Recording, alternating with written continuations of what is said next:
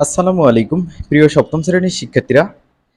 এই ভিডিওতে আমরা সপ্তম শ্রেণীর বাংলা বিষয়ের মাঝি কবিতার জীবনের সঙ্গে সম্পর্ক খুঁজি এই টপিকটা কভার করব।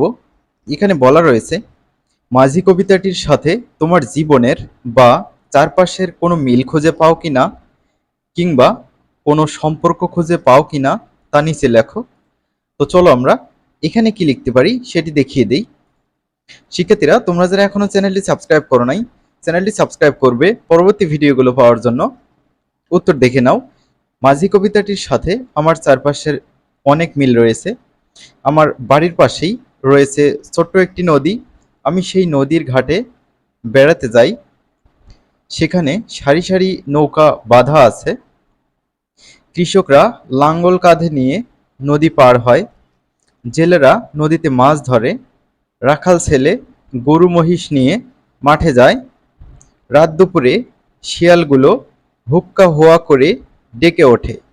বর্ষাকাল পার হলে সেখানে ঝাঁকে ঝাঁকে চখাচখিরা বিচরণ বা বিস্তরণ করে।